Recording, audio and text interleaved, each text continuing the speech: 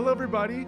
Welcome to the Cantata Gamescom demo developer Q&A.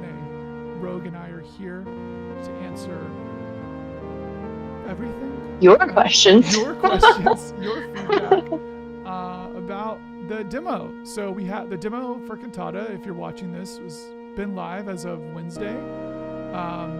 People are playing it. People are giving us feedback. We have an active Discord. People are like checking it out. So thank you. We've seen some streams. We've seen some streams. Yeah. People are streaming Cantata. Yeah. Aren't us, which has been very exciting to like just watch happen. Yeah. So thank you to everyone who's like played the game so far and who has sent us feedback, sent us bug reports. That stuff has been super helpful. We have the built-in feedback system in the demo, so it's very easy. If you play it before the demo goes down, please be sure to send us your feedback because that stuff is super helpful. So yeah, the goal for this stream for us is to basically go over sort of high level. I need to be a little louder. Someone says, "How about that?" Now I'm up there. The goal for this stream is to effectively just go over stuff that's come up as part of the demo, stuff that you have sent us, stuff that we've seen, and just sort of answer any sort of open questions about Cantata and what it is and sort of where it's going. We're not going to like spoil everything for you. We do have like story stuff that we don't want to necessarily talk about and more character art and things. But all that to say, I feel like the reception has been positive overall, and I think that we know where the weak spots are in the game because of everyone's feedback. And so we're sort of excited to tackle a lot of that. Rogue, do you have any sort of high-level takes on the demo period so far? Yeah, I mean, it's just been incredible. Everyone's been giving so much feedback. The Discord has been so active. I mean, and everyone's beginning to facilitate conversations about the game without us being a part of it even. So there's been a lot of organic excitement now that we finally have something out to people, playable. Yeah, it's been exciting. It feels real now. Yeah, it's like out in the world. It feels really real. Yeah. It's more than just us doing modding streams. I forgot. Someone was saying the volume was up. I can like turn the volume down. I forgot we have volume sliders. Oh, yeah. Yeah, it's out in the world. It's a real thing. Okay. I'm trying to think of the best way to structure this. We can just pop into the demo and I can start playing it a little bit and we can talk about stuff that's come up. How does that sound? Yeah, that sounds good. Cool. I think the best way to talk about Cantata is to play Cantata. Yeah. I will say I've been falling asleep to the music in the game. I fall asleep and I'm on the Cantata map. Just wandering around the planet Shoal. Yeah. Phantom 1992 says, love the art. Thank you so much. The character art, again, is by Artem Trakhanov, and the pixel art is by Bitterly, going by Cobra Lad. So if you love that stuff, send them your love. One thing I saw actually in some of the feedback is people were unsure on the story about who are we attacking or defending. I think that it's a thematically funny question. We are attacking though right now in chapter 1. We are we're trying to chase down the army of Vashti. Yeah, I think it's fair to say you will always be on the attacking side. Yeah, there might be like one or two maps that are like more defensive, but I think for the most part, yeah. Especially because the game is so much about sort of expanding out. That sort of thing is encouraged. So you're not necessarily defending and being turtley or whatever. Yeah, I'm just gonna start playing through the demo a little bit. Gonna build our tower transport.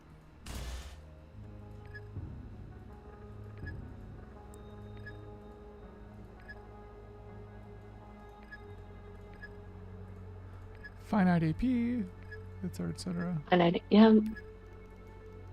Oh, I think eventually we'll have in the helper text coloration and Ooh, I think my power just surged. Let me know if You're I still here. drop. Okay, cool. Um, and you'll be able to see a lot more. It'll be much more apparent. Oh, AP. See at the top. You'll see a little lightning bolt. But for Oh, with the now, displaying the cost. yeah. Yeah. One thing I'm Also thinking the about. helper text, just Yeah. like a tooltip. Yeah. One thing that came up a lot in feedback was people talking about storage. So I think that one major thing we've got from the demo is especially people who were annoyed. I think is a fine word with how sort of finicky storage management is, and we hear you. We very much agree. Right now, just to sort of walk through what happens when you click a slot and you click on the map, it unloads that unit. But then to load this unit back into here, you have to click the slot again and then click the unit.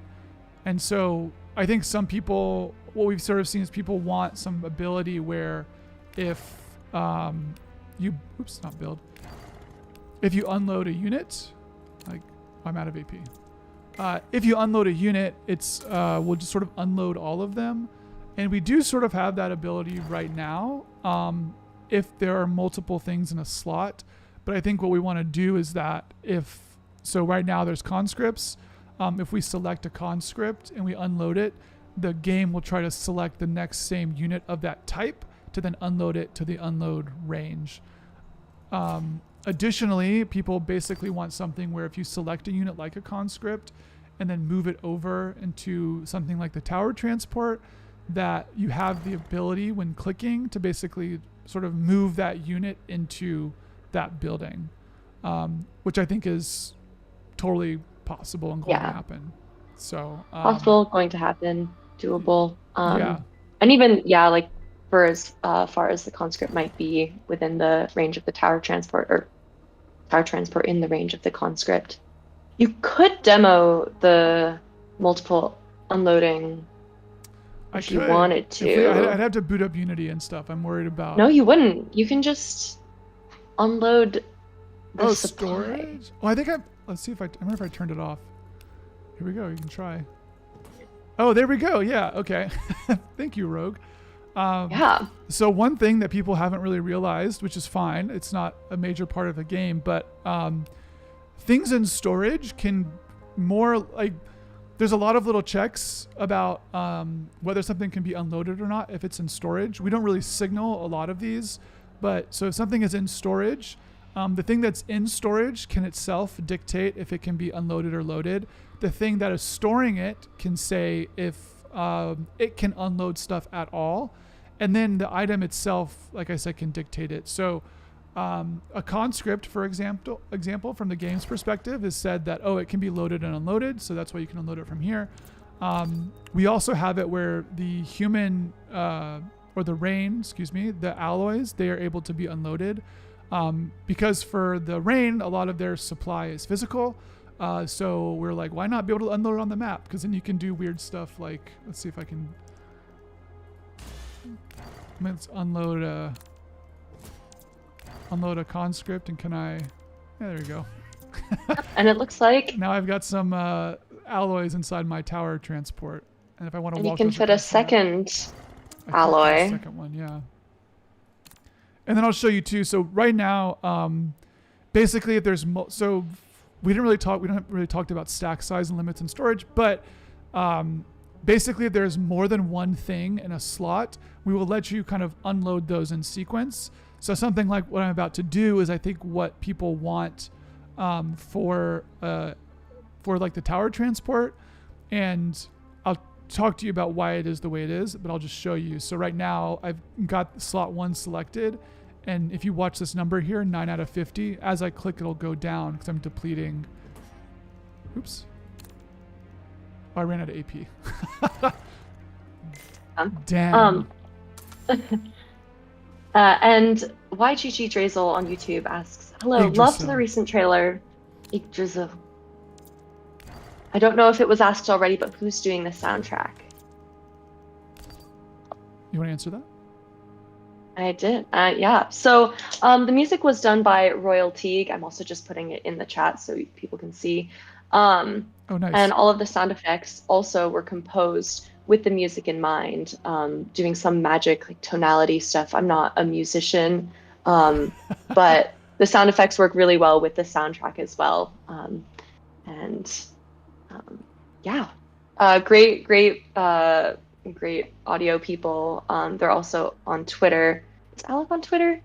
Alex is on I Twitter. think so. Yeah, Yeah. yeah. Alec, I'm I spacing. don't remember his handle, but yeah, if you go to the Cantata Yeah. Twitter account, I think that we've retweeted a lot of people who are working on the game. So yeah, let's talk about the team, right? So we are a small developer team. Rogue and I are the only programmers. Royal's doing the music. Alec is doing the sound effects. Artem is doing the character art. Vitaly is doing the pixel art. Roy Graham is doing the writing. But Rogue and I are only the two real full-time people. So I like to think that we're making a game that is maybe punching a little bit above our weight class, but we appreciate everyone sort of rolling with those punches as we try to compete in an arena. Because, games like XCOM, Fire Emblem, Final Fantasy Tactics and stuff, even Wargroove, those teams are much bigger than ours. So I appreciate everyone sort of bearing with little finicky bits that exist right now, because we are a small team and making these types of games is very hard.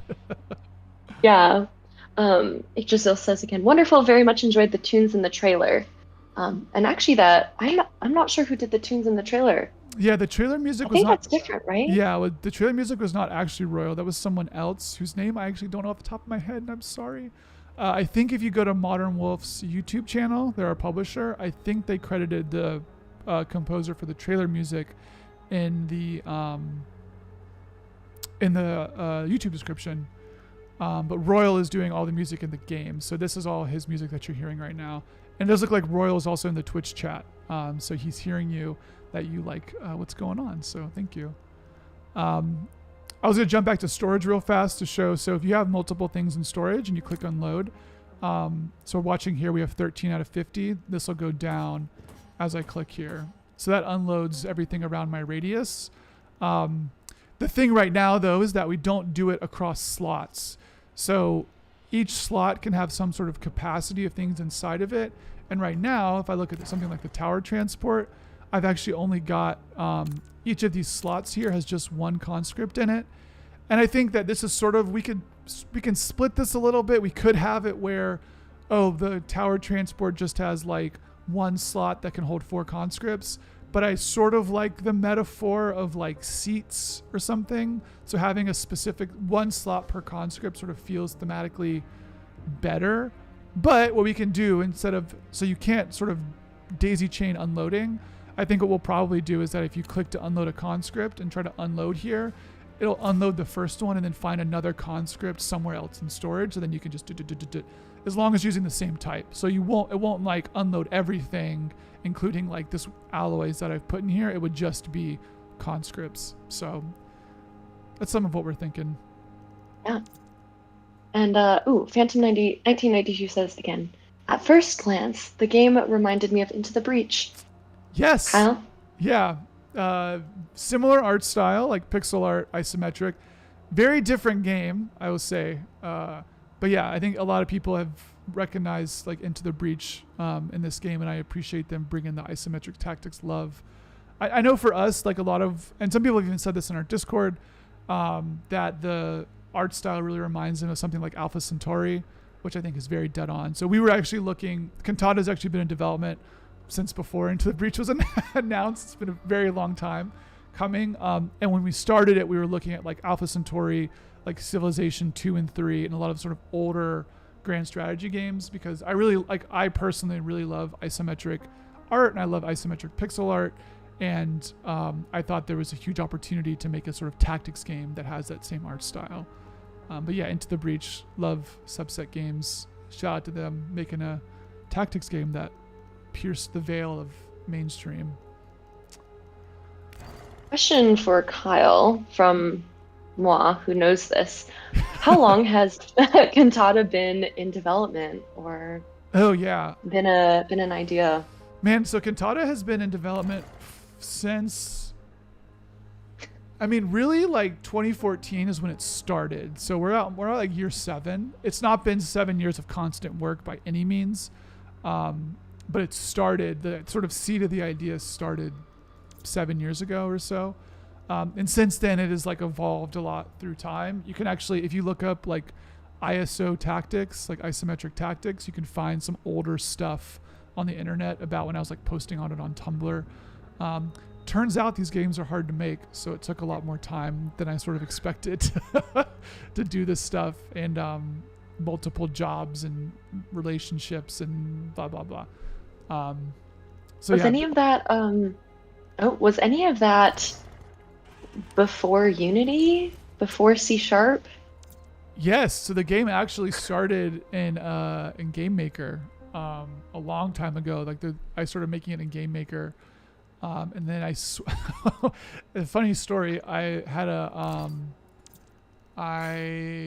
Game Maker at the time only worked on PC, and I was working on it, and then I was actually biking and got hit by a car, which destroyed my laptop. And I didn't have a desktop computer where I was at the time, and so I needed to buy a new laptop, and I bought a Mac, only to then find out that Game Maker doesn't run on Mac.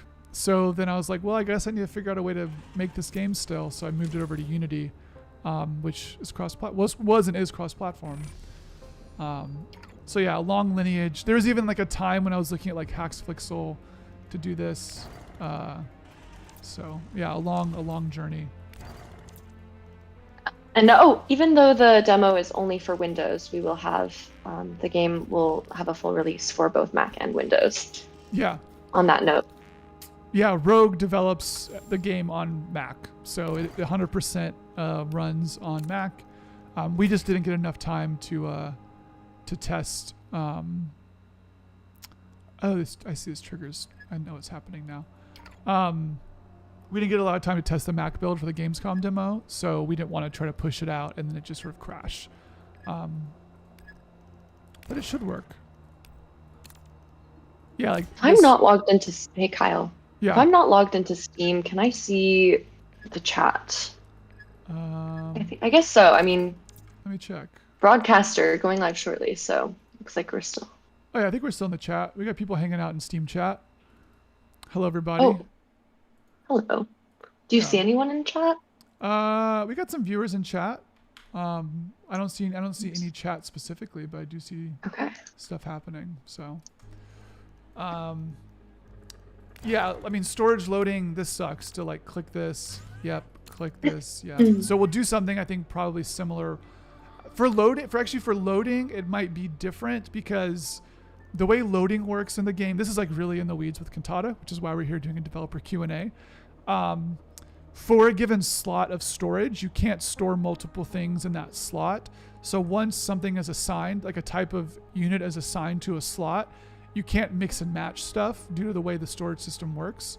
But what you could do is that if we go to like load something and you can load things around you, the game will try to place them in the right storage slots. And then if you can't load something else because your storage is full and like you don't support that type of unit, it will just not let you load it. So I think really reducing those clicks will be pretty key for making this game feel a little smoother, especially around storage and stuff. Yeah, hotkeys too. So many people brought up hotkeys. Oh yeah. In fact, when I was trying to speedrun Cantata as fast and as much as possible before the demo release, I was wondering if there was hotkeys for loading. And then Kyle asked me if I programmed it. Yeah. That was, yeah. Like, oh yeah, that is my job. Yeah.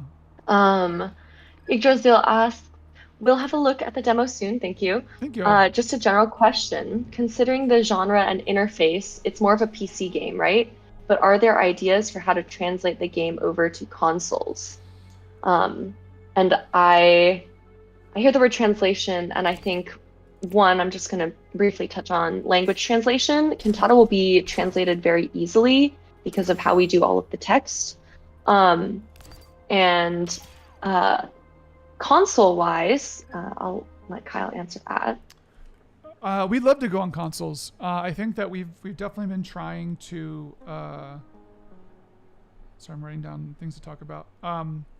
We want to go to console. When I'm doing I do a lot of the UI programming in the game as well. So when I've been doing the programming for the UI and sort of the layout of the UI, I am thinking about making sure that it sort of flows well for like consoles. And I have hope that it will come to console. I think this game would like do really well on Switch. I think it'd be a very fun Switch game, like this, especially like sort of isometric tactics pixel art feels very copacetic with the Switch type audience. So I am sort of excited to bring it to that platform. When, I don't know, and obviously like no guarantees, but we have tried to sort of, I mean, one big idea for Cantata is to basically like get everything out of menus. So I don't want people digging around in menus a lot. We want stuff to sort of be more on the map, which works in our benefit for something like a console game where you don't like traversing a menu with an analog stick really sucks. So like even just right here, right? Like basically everything can be done with left click to move, left click to, attack. There's contextual hints about what you can do on a given tile. So if I like select this and then move my cursor over here, it'll tell me the thing I can do.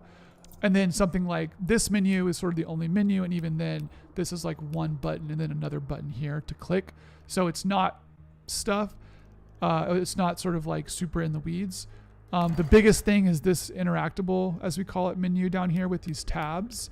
And I think that you will probably see a new version of this menu in the near-ish future.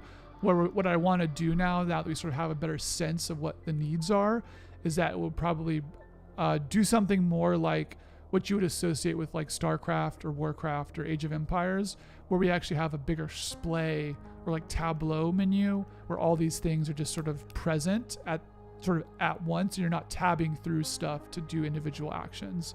So it'll either be something where it's like at the bottom of the screen, sort of centered, or we might do what I really like, which is people like the Industries of Titan people do this in Crusader Kings 3, where they've got sort of a big kind of side panel menu. I like that format. That format's kind of weird for console because it takes up a lot of screen real estate, but I don't know. We'll try it out, but I do think the sort of like small bottom left. I mean, you can even see here I have so much screen space here. The idea that I have to like do all these extra clicks to tab through this is like not great. So, all that to say, yeah, console stuff. We want to do it, and we're thinking about it for sure. Yeah. Awesome. And Leo64 on YouTube also says, "Yo, just saw this today and played. Thank you." Thank you. Gives me Sid Meier's Alpha Centauri vibes. There it is.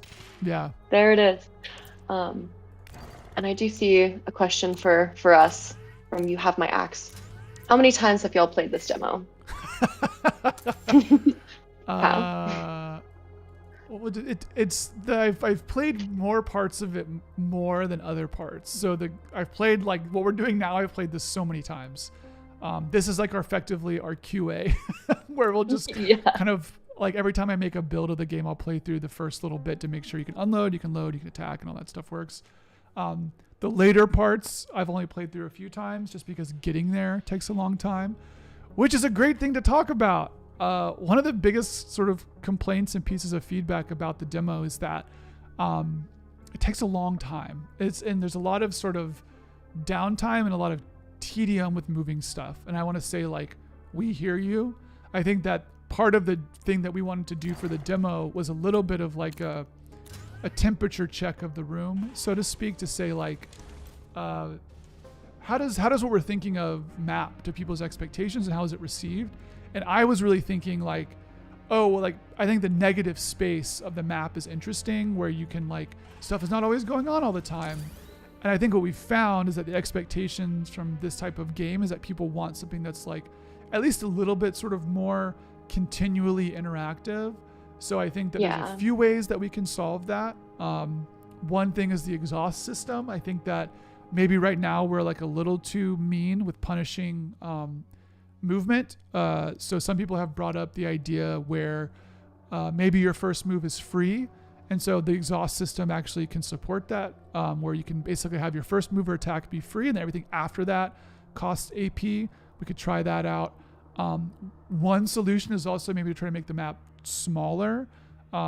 that is actually very hard to do, just because you have to basically redesign the whole map to be slightly smaller. But I think what we're finding in playing through chapter 1 is like what people's appetite is for map size, and like even the rock paper shotgun piece, Nate over there brought up, he's like, the maps are colossal and it gets really tedious, and we're like, yeah, we agree.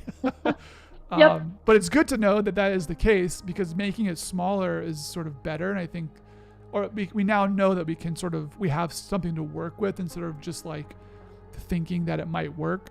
I mean, more people have played the game in the last 4 days than have played the game over the course of its whole history. So we have a lot more data points about people responding to that. We can sort of see how far people are getting in maps too, to like know where people are actually getting. I think like only like 5 people out of like 1,000 or something have like actually got to the end of the map, and that's like a pretty low number. Granted, there's no save system right now, so like, you know, I don't want to overcorrect on that, because I do think the intention of Cantata is not that you're supposed to play it in like one marathon session. It is supposed to be more like something that you explore and move across and like play over 1 or 2 sessions per chapter.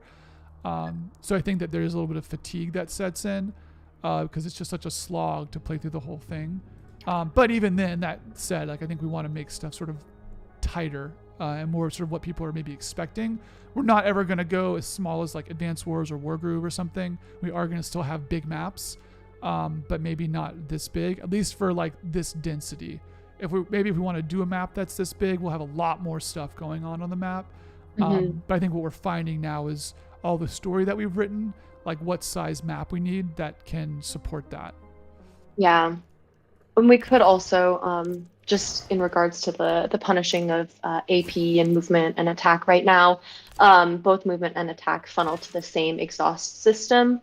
So we could also potentially, break those out. So if you move once, you suddenly can't attack.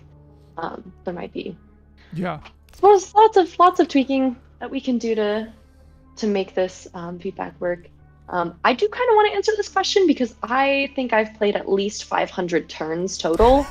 Rogue is the queen of playing the demo. I'm getting really fast at speedrunning the map, and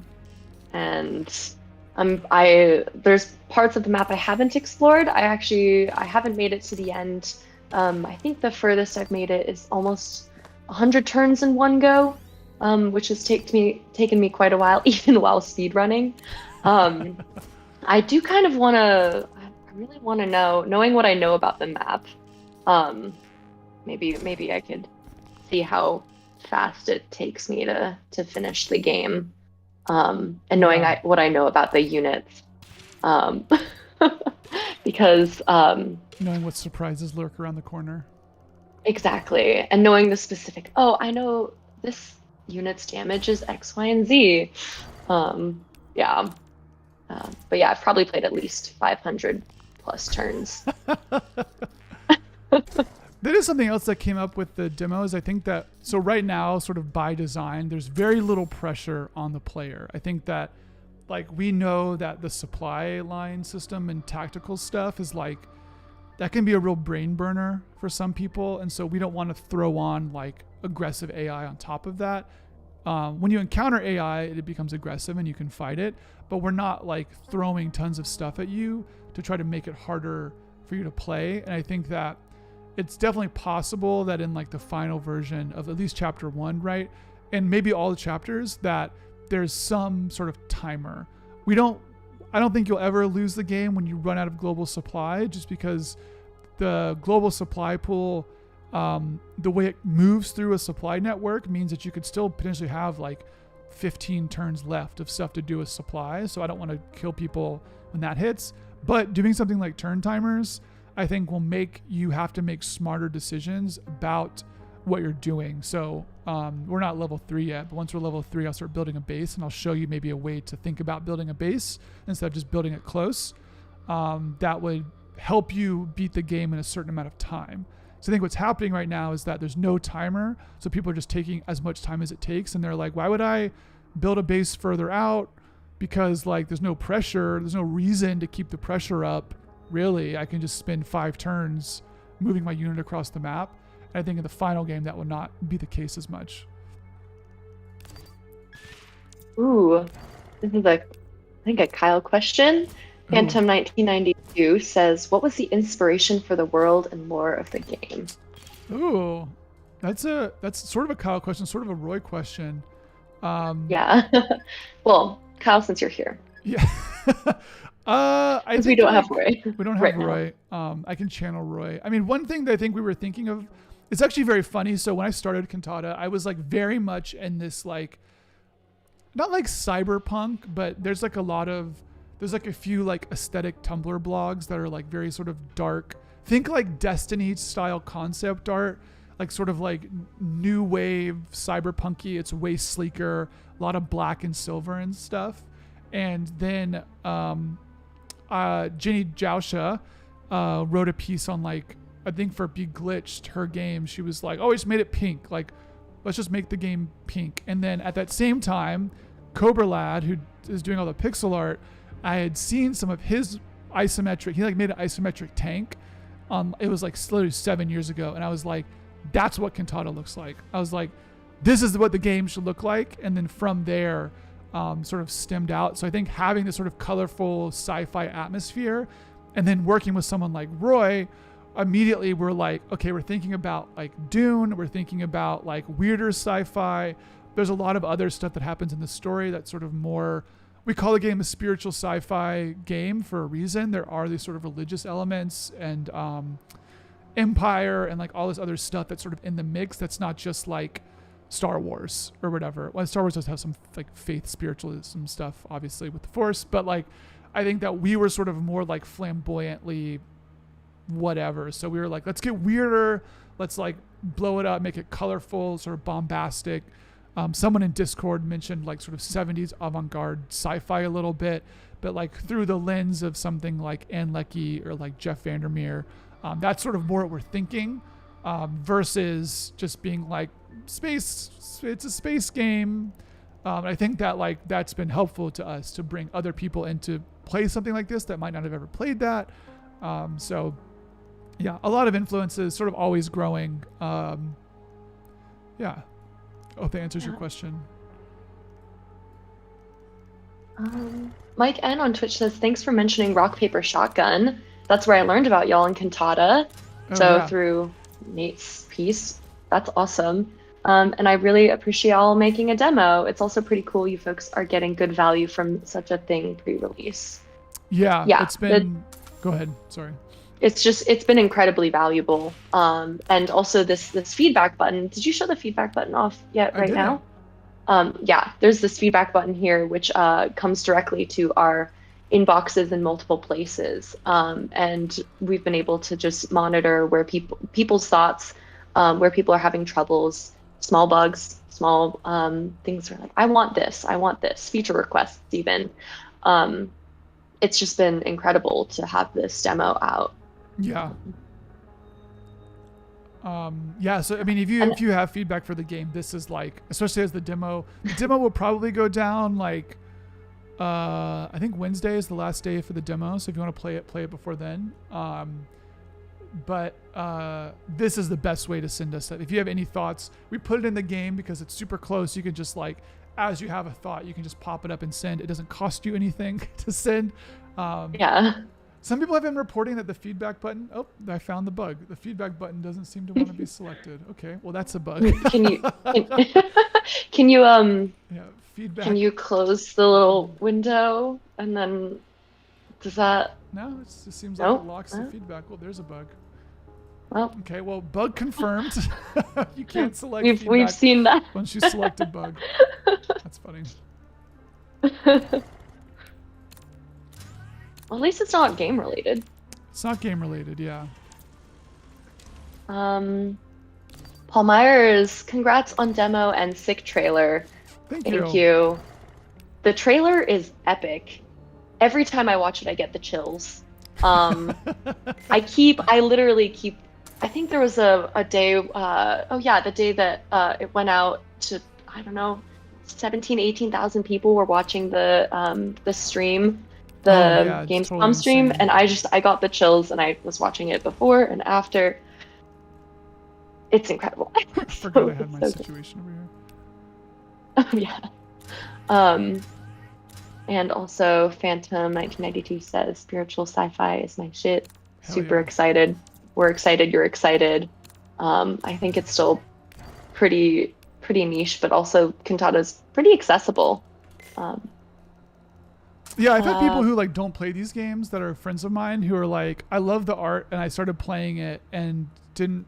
They're like, I played it for longer than I was expecting. I think that like that's a huge goal, especially of mine, where I think that like I really love strategy games, but I think aesthetically and sort of from like a UX standpoint, they're often like very off-putting to people who are not already playing strategy games. So big goal for I think for me and I think you too, Rogue, is like we want to make a game that is like both deep enough for like real strategy heads, people who play 4X games like Total War, Crusader Kings, EU, like stuff like that. But doing it in our own style so it doesn't feel derivative, but also at the same time giving a presentation layer that I think opens the game up to play for other people to play it who would not necessarily engage with this. Like I sort of am cheeky and I'm like I want to like kind of trick people with our art and like our story and stuff, and then like they play it for 4 hours because of that, and like, oh surprise, you're actually playing a logistics management game. And I think that is like that's sort of my pseudo nefarious goal, is to get more people into games like this. And I think trying to be a little bit of a bastion of like what's possible. It's like you don't have to, your like 4X game doesn't need to be brown, like it doesn't need to be boring, it doesn't need to be like dour. Like you can have personality and character in these things and not like, and have strong personality, not just like procedurally generated personalities or whatever. Like have actual characters in your games and have them still be compelling. So that's like that is a big goal of ours. That wasn't a question, but yeah. yeah. I think there's one I'll go from YouTube back to Twitch. Mike N also says, a minor digression since you folks mentioned other sci-fi. Have either of you read the Brian K. Vaughan, Fiona Staples comic Saga? There's certainly a spiritual element to it. Yes. I think I have. I've read the first few volumes. Yeah, definitely. Oh, I see. Oh, Steven got a little Saga comic right here. So there you go. there you go. And then Bosseru says on Twitch, the colors are super nice and help give a standout. Question: how did you all decide on the 3 factions? The Rain, Unified Spirit, and the Gribbly Shoalites. Shoalfolk? Factions! There's actually technically 4 factions. So you're missing the Rain is the human faction.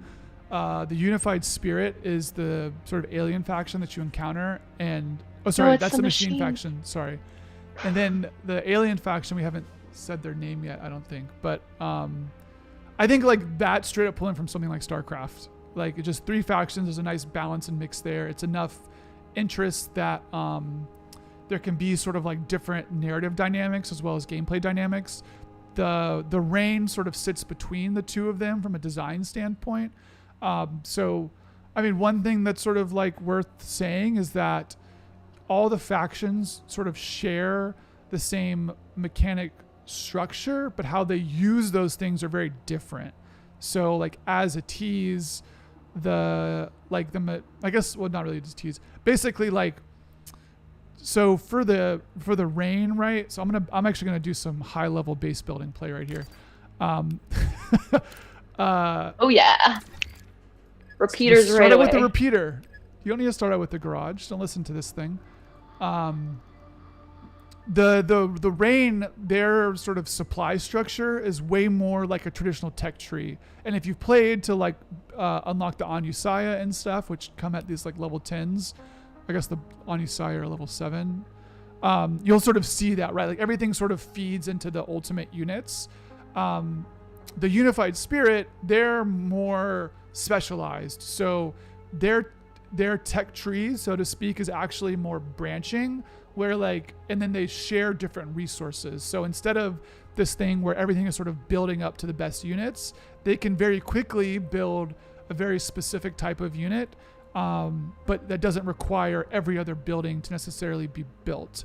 So theirs can be more distributed, and then the, I guess with the alien faction, their stuff is even weirder, where all of their kind of bases are almost standalone. So they have very small supply networks, and they have a other mechanic that I won't spoil right now that, but does still work with all the same stuff. So I think one thing that we're trying to do with the factions is like, we want to sort of get at what the expressiveness of the core systems that we've built can be, but without like, just coming up with like new mechanics. So the whole game is actually data driven, so it's very easy to reconfigure all this stuff. It's why we did that for modability as well. So we have like a lot of different ways we can use the same set of mechanics to make each faction feel different, which I think is sort of one of our benefits. Hopefully that answers Boston and Phantom 1992's question. There are, as Kyle said, 4 factions. There's only 3 that are playable. Shoal is unplayable, but it is considered a faction. You could play as Shoal if you make a mod. That'll be the first mod. If you make a mod, yeah. Playable Shoal. So here what I'm doing is I'm just like building out alloys because I don't really need like anything right now. I'm just like kind of uncontested. So I'm just trying to stretch out some of these lines from my base to near where my front line is at. Yeah. I do know because I designed this map that there's a base right here. So I'm getting ready to start deploying that.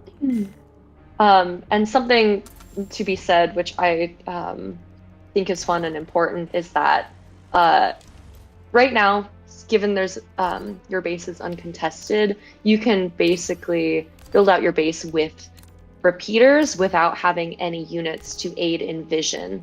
I think there are some buildings that if you place a building, you can't place a repeater out, but we may or may not change that. But for this map, you can kind of have an autonomous base structure. Yeah. Yeah.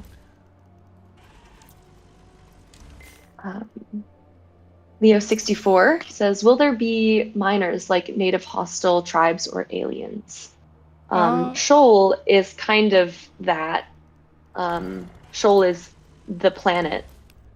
That's not a secret, right? Shoal is the planet. Shoal is a faction. Shoal is like it controls environment and fauna, yeah. Yeah.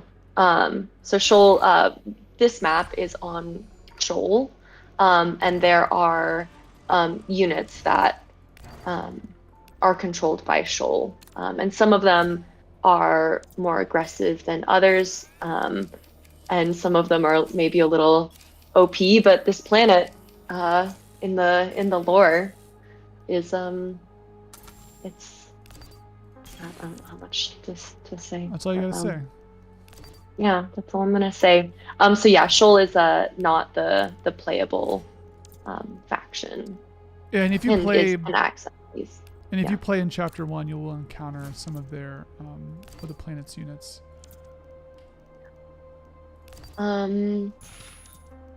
Playable Shoal supply line. I think you mean tree line. Oh, that's smart. That's smart. It could be. Could be. Is the game fully voice acted, Phantom? Oh man, it is not voice acted at all right now. I think that this has come up actually more than we were expecting as part of feedback. I would love for the game to be voice acted. It is just expensive, so we'll see if it happens. The script is not super long, so it is not crazy that it's voice acted, but it's also just a lot of extra work.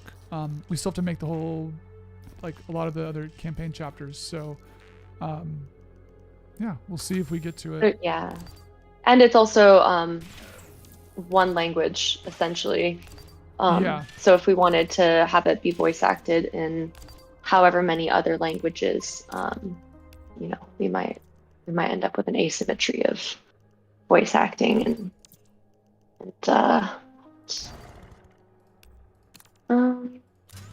Paul Myers asks, what is the structure of the story campaign? Is it like chapters, open world exploration? Yeah, so it's chapters. So the idea for the campaign is that so there's 9 commanding officers. So you're playing as the Shotar right now. They do exist on the map. The Shotar is in chapter 1, if you get to him.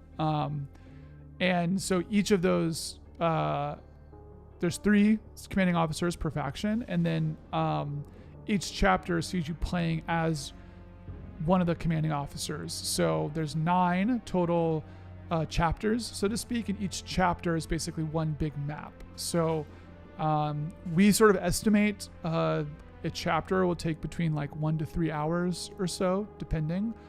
Chapter 1 right now takes, I think, if you really do it and you're just learning, 3.5 hours, which might be a little too long. I think we want to bring that down to more like an hour and a half or 2 hours probably.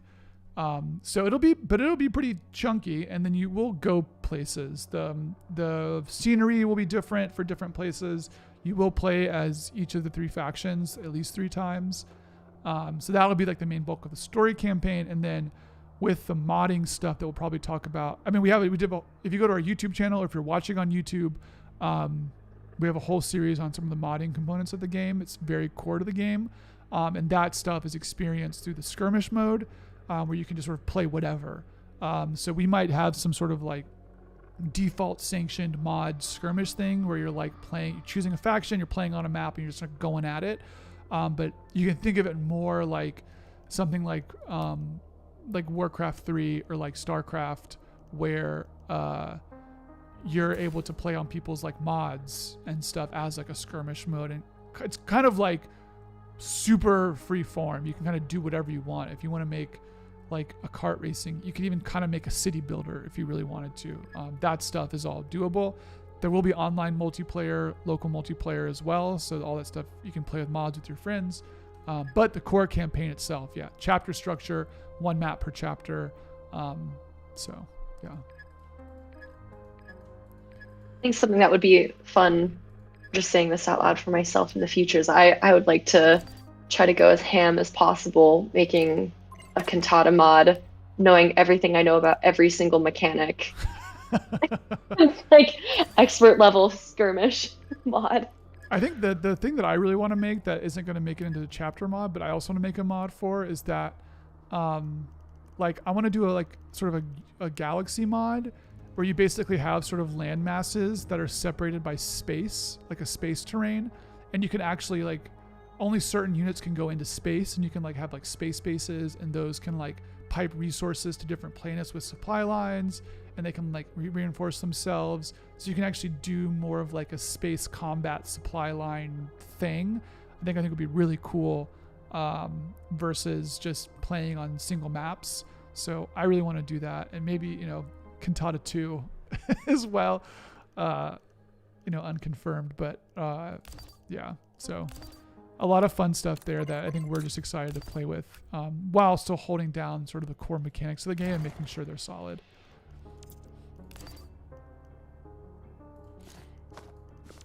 I think we can maybe keep playing. I don't see any more questions rolling in right now. But what Kyle is doing right now is this is the first machine base that you encounter, and he's creating this nice little base right next to the battle. It's interesting to see how you build a base versus me. The shapes get very different. You don't want base spaghetti, Yeah.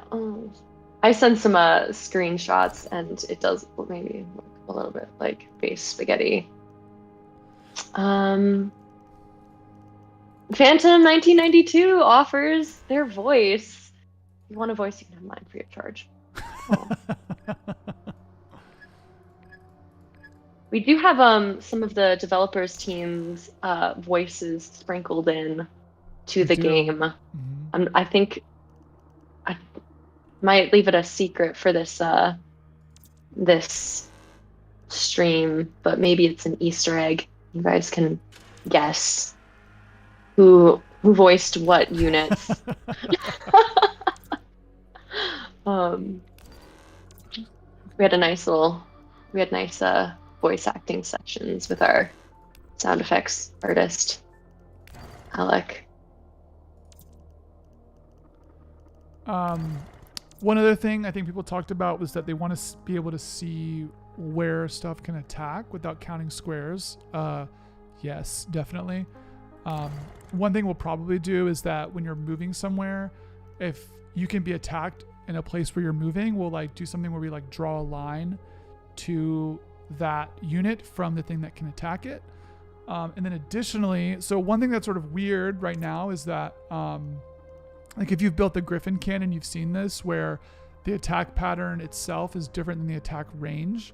And we don't have any way of signaling that right now for like any enemies. So like something like the heart here, I know because we designed it that it has basically a point-to-point attack. But if it had a pattern, you wouldn't be able to tell that. So I think we're trying to figure out ways to signal something like that. What we'll probably do is that you can like select enemy units and sort of see where they can attack at. So you can basically have a better sense of like what stuff will attack you where and how.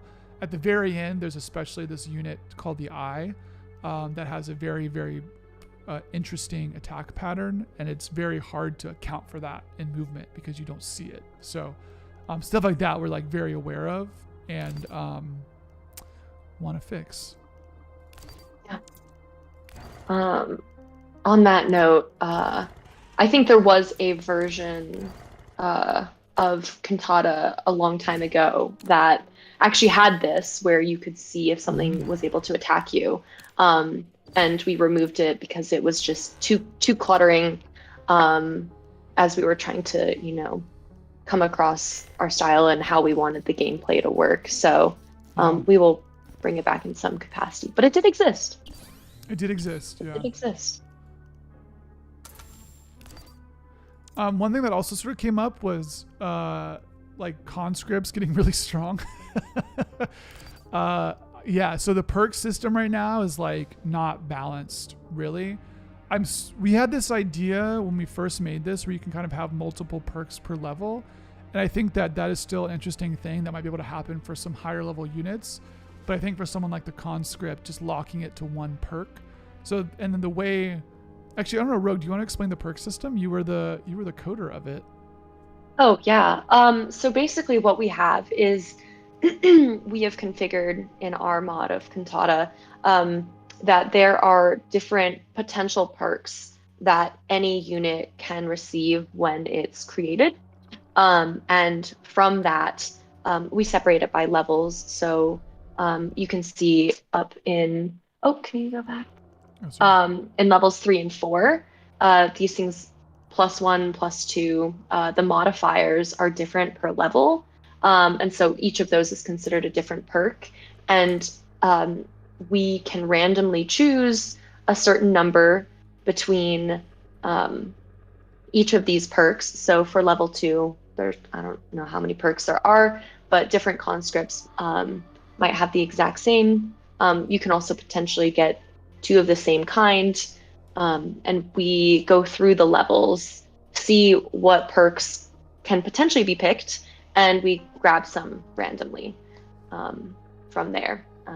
Sort of a grab bag, Scrabble tiles. Oh, these are going to be for level 2. These are in my bag. These are my traits in my level 3. These are my traits in my level 4. And then we assign them, and they persist throughout the duration of the conscript's life. Well, and I think the key thing to note is that we say this a little bit in the helper text, but basically the units, so the type of unit, so like a conscript, has effectively a certain selection of possible perks. So a conscript might have like, 16 possible perks, and those are assigned to levels that they can maybe get assigned to. But each conscript itself sort of randomly selects from that bag, like Rogue mentioned. So each conscript is pulling from the same realm of perks, but itself is sort of random. So the idea is that units progress in a fashion that is roughly similar while still being sort of slightly different. So it gives each unit can kind of gather a specialty. So like this one I just had selected, or was it this one? I don't remember. Yeah, so this one looks like it's a great scout because it's going to get a +1 vision range here. And if I can get to level 4, it's going to get +6. So this thing's vision will be insane. So I can sort of move it on the map. We don't necessarily want that to be the case where it's like such a crazy stack. I think that might be a little too OP. We have some other ideas about, especially around vision, about ways to do some of that stuff. But I think that it will be like, it'll be like, we'll kind of balance that. Basaru also asks in chat, he says, rickshaws can't gain perks, but conscripts can. Is there a difference on what units can get perks or not? Or is there more nuance to the system? Everything I think will be able to get perks. There's a lot of stuff in this game. It might not seem like it, but there are a lot of units and sort of small little things that have to be configured. We just did not get around to setting up perks on the rickshaw. I think I think most things will get perks, and the stuff that doesn't, you just won't see the perks tab here. So if it's more of like a utility unit, like something like the tower transport, I don't really see that getting perks because it sort of has one specific purpose. Whereas something like a rickshaw or a conscript can sort of accrue experience and sort of become more specialized. The other key thing about this system is because you can have sort of larger armies in Cantata, it is not like elective in the way that something like Civilization's perk system works, where you like level up your warrior and you have to choose between like hills and like a valley attack bonus. And we didn't want to like have stuff level up and you have to go and choose that specialty. That felt like overly tedious, especially at the scale that we wanted to work on. So what we did instead is that the perks, like, they're always positive. You're only ever getting benefit, and the benefit is shaped to that type of unit. But it's not something where it's like tedious to manage. You can just know that if it's leveling up, it is getting better somehow. And something that you can also expect to see, maybe not in chapter 1 in general, and so it would never make it, but is a building would be able to level up and be able to be more efficient. And I guess, can we talk about the other form of perks? Yes, go ahead. It's great. All right. So right now, we can see from a perks tab that a unit can get these benefits by leveling up. But what we also want to be able to do is to have something that is a little more transient, a passive, so to speak, that can be given by, I don't know, some unit on the map or some project. But what we really want is to be able to add benefits to all units in a certain area, maybe for a certain time, and that will play actually a big role in the 111th reign of Harmony and Prosper. It's just not in the demo or in the game yet. But you will be able to give temporary perks to units within certain ranges and stuff. Yeah, so it'll be like either stuff on the map has like a radius of that grants a passive benefit to things that are either on its team or not on its team. We can set that. And then I think things that can be in something storage can grant benefits. So when we're configuring the passives from a data perspective, it can say like what type of passive it is. Is it something that only works if it's loaded into something? Is it something that works in a radius of stuff? We have a lot of other ideas about sort of expanding out other systems around passives, but I think that's sort of a missing piece of this, is to give kind of reason for people to also have production lines near their front base, especially as some of the buildings will be able to build things that do generate passives. So to actually get one of those things to your front line, like will make you more dependent on it. So it's sort of important to get it there and not just sort of fighting with what you've got. So that stuff will come, and there's a lot of other sort of knockdown effects for the rest of the game. But I think that's one of the last sort of outstanding systems that are not actually in the game. I think most everything else is in, I think. I generally, in my head, I think about them as the Grand General, Great General Yeah. in Civ. Um, Oh yeah. That like sort of blesses an army or something. yeah, that is like fighting nearby it. Um, Something that I think we should cover is people have brought up the max health.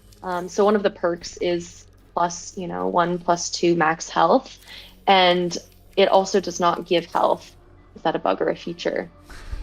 We don't have a way. You decide.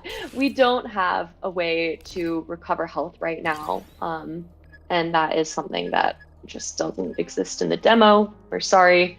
It means your favorite units, you won't be able to heal them, and they might be stuck with 1 HP for the entire game, which is quite punishing. And I think we will definitely have a way to give units health.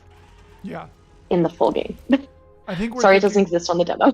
Yeah, we mentioned this on the Discord too. I think that we're thinking of a few different ways. One is like it's sort of passive, so you can imagine something like a med bay for the rain, that if you're inside the range of it, it then grants you some passive healing bonus, like at the start of a turn or something.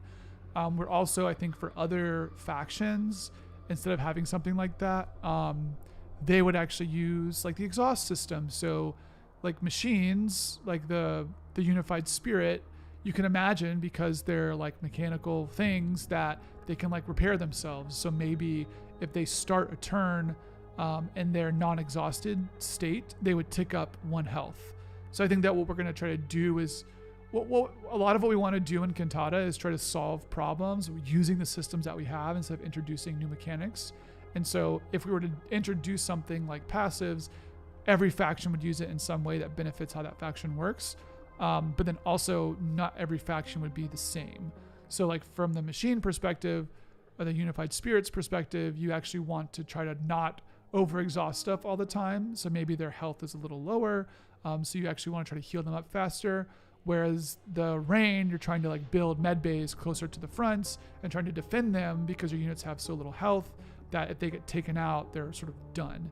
So that's some of the tension and like faction difference that we want to really show. And obviously right now in the demo, all you can play is the rain. You can sort of see how the unified spirit works a little bit, but rest assured, when you play that, it will have a mechanical depth as well as the other faction on par with the rain. It's not like the conscript is not the only unit in the game. It's not, and the rain's not the only faction.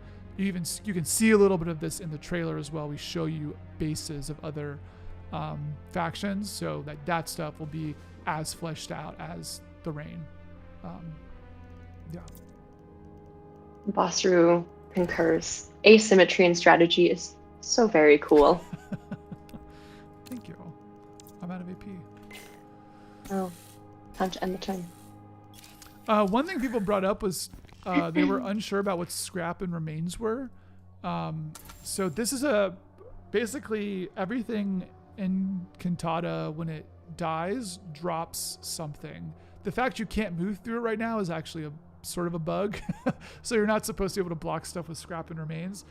But so this is not a huge spoiler, but so for someone like the Unified Spirit, so the way that their faction works is that basically any of their units can collect scrap and then build these cherubim with scrap. So like a conscript, like the builder drone, effectively the conscript of the Unified Spirit, it can run around the map picking up scrap, and then can itself produce these cherubim, which are sort of meant to be these like kind of like pushed together little like machine bits and bobs that are just like barely holding together to attack. So if you're playing as a faction against the machines, you actually want to try to clean up your scrap so that the machines can't like reconstitute it into a unit. The alien faction works sort of similar, but with remains, and they do weirder stuff with remains, which we won't talk about right now. And then The also human remains. well, and also Shoal itself, it drops remains. There's a little bit of like almost like jungling, like League of Legends style or Dota style that has to do with interacting with the environment. And then also, one of the human CEOs has a sort of thing that it interacts with remains. So the stuff that people drop is sort of this other weird like thing that is a like this like debris on the map that is actually sort of interesting from like a faction and gameplay perspective. So instead of something just like dying and clearing, it leaves the stuff behind that's actually sort of its own weird resource for different factions. I think it's so fun and pretty unique.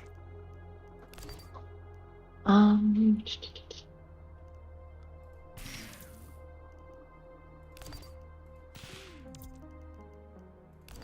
see.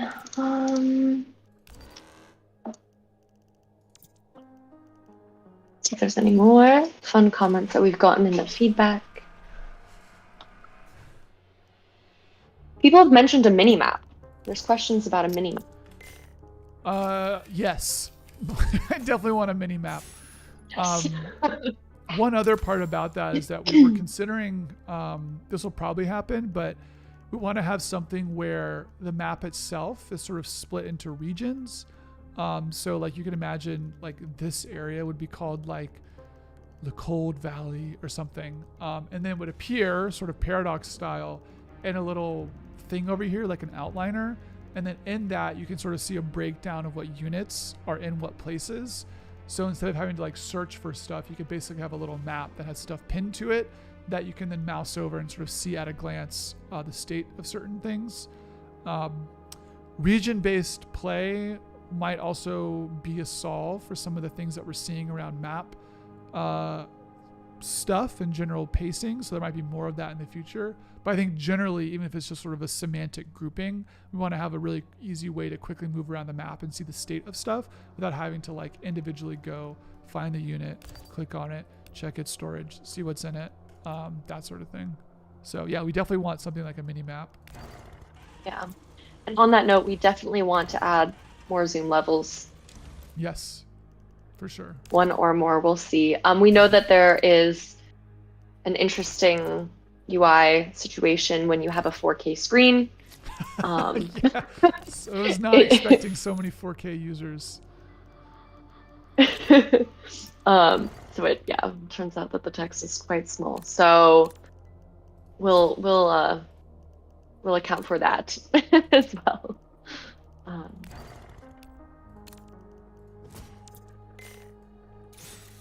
Lots of comments about 4K screens. Lots of 4K screen people. You can, if you are on a 4K screen, you can set the window height and width with command line options. On our Discord, we have those commands to do that. So we like right now I'm running it in 2K. I think 2K is pretty playable.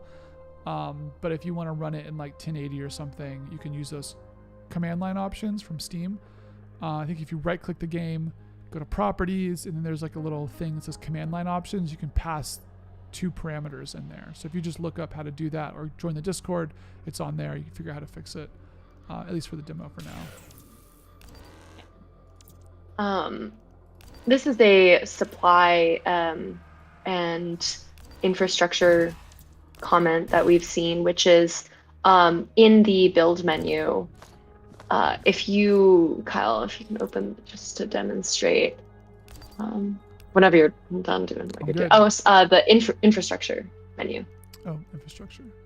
Did I say? I don't know what I said. If you hover over a supply line, a lot of these buildings convert one form of supply to another. And right now, we're aware that you can see the requirements, the supply requirements to build a unit like the Recon Rickshaw or the Griffin Cannon. You can't see that same requirement for these supply lines. So, you can't see what you need to convert to make plating or um, Yeah. scimitars. Yeah, Scimitars. scimitars or what? Yeah. Yeah. Yeah. So So we're, it's a little unclear right now, and we will clarify that. and it is worth saying, because this is very exciting, we will have nested tooltips. God damn it. We have the system. The system can support it. By the hand of God. By the hand of God, we will have nested tooltips. So if you've played something like, I guess John Schaefer's At the Gates was the first game to really do this, but then Old World does this as well as CK3. Basically, motorcycle. You can mouse over something and then either through like a modifier key or CK3 does something where it sort of has a little loading bar. I guess they have different options for that. But basically the tooltip can lock and then you can mouse over into stuff in the tooltip. So for example, if I am like looking at the engine factory or whatever, or like here we go, like the arms factory, I can see that the supply lines text is highlighted. If I lock this tooltip and then I can actually move my mouse, I can't do it right now because it doesn't work. I would move my mouse over supply lines and it would tell me about what supply lines are. So like stuff like this, right? Like we have these huge tooltips for stuff because we don't have a way to sort of nest information. Something like that would be, so where here, what you would just see is you would just see like the top line items for like remaining, pull, available, depleted. And then if you mouse over any of those things, it would give you that extra information that we're just showing directly here. So it'll sort of clean up a lot of the tool tipping and then give you more information sort of contextually where you need it. So Yeah, and if you forget a hotkey or something, we can also make sure that you hover over the end turn button and say if you want to, you can also press the space bar to end your turn. yeah. Um, Yeah, so something like that will definitely be in the game for sure. Because there's enough little sort of small things in the game. And like we're doing enough where I think that there is enough sort of, we're both familiar at times. Like I think the Destructoid piece that they wrote on us, shout out to Eric Van Allen, thank you, mentioned how you sort of do a double take with Cantata where you're playing it and then you're like, oh wait, this is not just Advance Wars, there's like supply lines. Hold on. So there's so like I think that people get kind of lulled into a sense of maybe false security with just thinking it's sort of like a bog standard tactics thing, and all this other stuff starts to come up to the surface, and being able to show people that in a really easy and intuitive way is super important to us. Again, wanting to like reach out to people who don't typically play these games to kind of show them that it's possible and they can learn it, and it can be fun. It can be fun. People have also, I'm seeing a lot of feedback on unit animation speed. Mm-hmm. Do you want to speak to that? Yeah. So yeah, units take time to go to a tile. That will not change, but we can make it where the animation is actually driven from data as well. So we could totally make it where there's just like a slider where we can say unit speed normal or fast or something, and they can like zip to their location. We could even do it where it's off and it just sort of like pops, which I know like real speedrunners are very excited about that. It does hurt us because it does take a lot of work to do all of the art and animation for it. But also if you want to just turn it off because you want to just run through it, we don't want to make you have to wait. One thing you can do though is that you can move stuff while other stuff is moving. So let's see, like if I move, Rickshaws are a good gift, rickshaws. Yeah.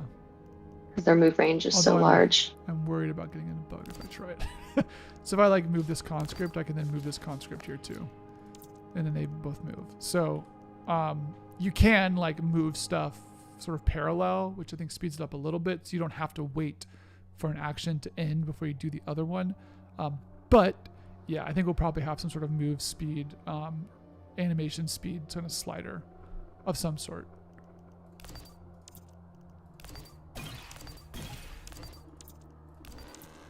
So I'm just basically, I've got these hearts sort of pinned down here. I got some more people in here. Also on storage, I think, so one thing that came up as well is people wanting to see what's in storage. So like right now, I don't know what tower transports have anything inside of them. We have a few things we want to do about that. The first thing, if you do actually select the unit and look at storage, we want to show you here. It's sort of weird from this specific perspective because if you're mousing over the slot, so this is not actually the thing that's inside of it. This is just indicative of the slot. These are the actual units. So you can see here its actual stats. Maybe we can do something where if you mouse over this and press some button, it'll sort of cycle through what's in the slot, or you can just mouse over the slot itself. But we want to show some better way of seeing what's in a slot, especially if you name something, that would be surfaced more easily. Whereas right here, there's no name and there's no indication of stats really either. So some way of knowing who's in what. But then also,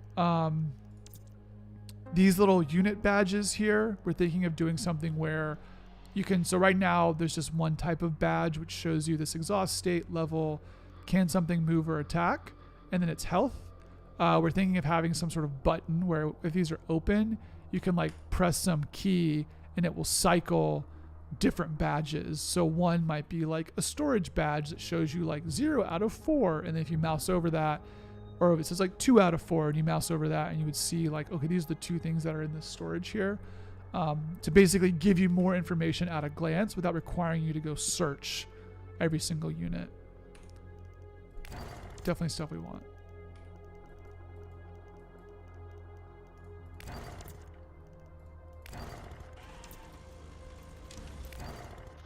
Let's see. I've gone through a lot of the feedback that we've gotten, and I think we've covered a lot of it. Ooh, more hearts. Take some level ups. Yeah. You can see how effective it is just to be able to churn out units on the front lines. Well, I think also too, like keeping up like a sort of a strong force of diversified people. So what I'm doing here that's been really helpful. I don't think I might have lost like 1 or 2 units, but I'm not trying to use one force. I'm like splitting my AP. I've got sort of I've got these people kind of handling this one and these people handling this one, and I'm basically attacking stuff until I can get cannons. And so once I get these Griffin cannons, I'll be able to more effectively take the hearts out. But for now, I'm just sort of banking that experience, because you get a little bit of experience every time you attack something. So I'm just trying to hold it down. I might even kill this one. I'm not a VP. So close.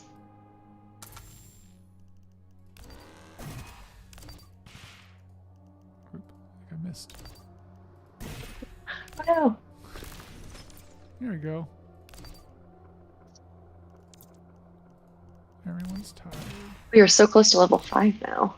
I know, I want to get that Griffin cannon. I want to talk about the Griffin cannon a little bit too. Oh yeah, get that Griffin cannon. Paul Myers asks, do y'all have ideas for the game/world that you know are outside the scope of the first game that makes you think you'll want to make a sequel/post-release content? Yes. I mean, it is the 111th reign of Harmony and Prosper, so there's at least 110 other reigns that's worth talking about. I think if the game is successful, we definitely want to look to do like expansion stuff that's centered around different stories, different characters. The game, the modability of the game means that making new content is like very in scope. So if people are liking the game, even if they're not really liking the game, like making new maps and stuff is like what the game is set up to do. So like I would love personally to do like story expansions where it's like what's actually happening on the home planet of the Reign, like this talk of like Vashti's rebellion against the Reign, like what was that like? Did that happen? Can we go play that battle? Can we go do other stuff? That's super exciting to me. But right now, just because we have to still finish the core game, that's mostly what I'm thinking about. But yeah, never say never for some of this stuff. So kind of my take. Kudos to all of Yes! the designers and narrative people. Oh yes. Um, because 9 chapters is full. It is a lot. I'm gonna get my arms factory here and then Nice. engineering. Nice. Uh-oh.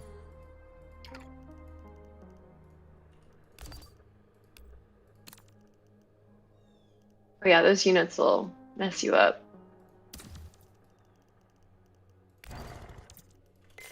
There in the trees. There, in the trees. Let's get some supply lines going. Oops. So fun. I think we've heard some people see some likeness to Factorio. Oh, yeah. Um, So we need... Oh, why did I give this thing alloys? Oh, this needs alloys. make the, yeah. Oh gosh, yes. I want to see some Griffin cannons mess up some hearts. On the engines. That's so satisfying. That's amazing. Yeah.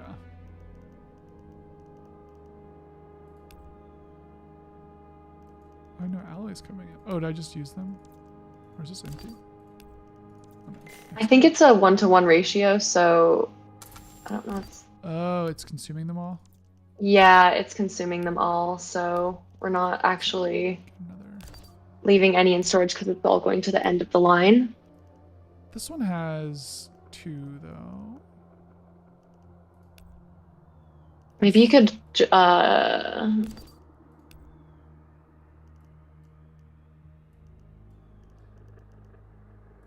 Oh, it's the engines is what I... Oh, wait, no. Why am I not getting... Oh, I guess... Okay, I see. You're just consuming it to produce 3. it's consuming to produce. Yeah. And so there's no excess Yeah. reconfig. And this one's already connected. I guess I could... Oh, I have this one. Oh, just out of range. Repeaters are another thing that we didn't teach a lot in the tutorial. I think especially we weren't really expecting people to use them as much as they did, and then I think we could have done better. So we'll definitely... I think this repeater density is maybe a little too much for my tastes. I think I would if well, it depends on the size of the map, but if for having to do 1, 2, 3, 4 repeaters for this distance, I feel like it should intuitively feels like it should be more like 2, because if you're just going here to here anyways, it's sort of annoying to continually daisy chain them. We'll see though. I think as we sort of try to figure out how to make the map a little less tedious to move across, we'll figure out better sort of ranges for stuff. But luckily those are all very easy problems to solve, because it's all just data. It's not any new programming or fixing core gameplay systems or anything. Yeah.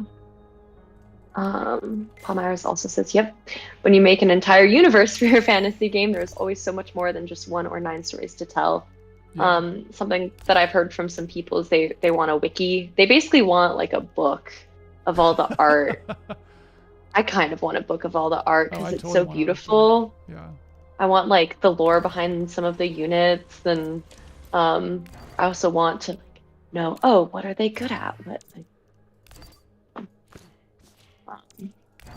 That's people are putting together, oh yeah, this is a tanky tower transport and it's kind of useless, but it's good for shuttling conscripts and not hand holding during the game, but I think people want to see. I'll take a book. Phantom says, yes, it's so beautiful. I want to go.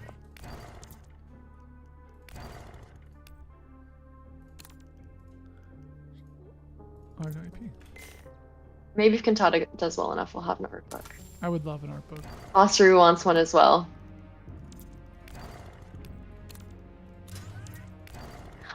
I want the narrative designer to write a novel. Yeah, honestly. I want some just straight up It's fiction. really good. The narrative is incredible. I'm so excited for everyone to be able to play through all the chapters because it is quite the story. It's very beautifully unexpected. Oh, I need fuel. Oh, Fuel! that needs more alloys. You can give me more alloys, can't you? No, because you're 1-to-1 too. I think you might need to make another alloy line from Ah, HQ. Oh, does that have enough? yeah. At least for a few turns. One other thing that we want to do in the final game is make it so that the supply mode is not always visible. It's fun to look at, but it can become spaghetti real fast. So basically having some way of toggling on and off the supply modes, and then when you're mousing over a building, sort of focusing the lines that are going in and out of that stuff, so you're not just looking at this sort of noise all the time. That will be nice. I think that'll like make stuff be a little cleaner, because I think right now it can be sort of overwhelming if you're just like trying to find your conscript in this like mess of supply lines, unless you're like really trying to focus on supply lines. So yeah, it'll be a little, we'll have like a better mode. So Ooh, Phantom says a comic book tie-in. I would read that. I would read that. hell yeah. Paul Myers, you guys could let players build helpful traversal structures for other players, maybe even a like system, make sure they don't get stranded. Jerry the conscript becomes lost in the conveyor belt and alloy shipment. Death Stranding joke. That's exactly. Okay, yeah. Great. That's Imposter, yes, Jerry is very lost right now. Can we name one of them Jerry? Oh, we did not. I do like how this supply line is going through this tower transport. It looks like it's like has like eye beams. Oh yeah. Where my fuel at? It's coming. It's coming. Has anyone named any of their units? I'm curious. I've named some stupid names. I may or may not admit it here now. I mean, the best one I still really like our corpse wagon from the demo launch stream.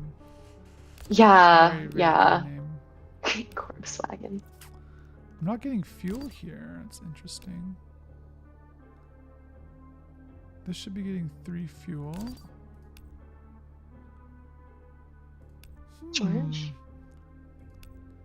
Where there's fuel output. It has a 3 fuel input, but it's not I think we need to, I don't know, reconfigure our repeaters situation. Because right now we can output from 2 repeater lines, but if it's getting one and sending one, the second line is. Well, I guess it's weird because this one says, oh, I wonder if it's not getting in enough. I forget what these use. This it doesn't actually tell you what they need. It should tell you what they need. I tell you what they need. We're not getting in. Well, I don't know. It's putting out 1. What we can try to do is try to fix this. So if I go to this and disconnect that. Maybe Buster's first decent leveled up conscript always gets the name Farm Boy.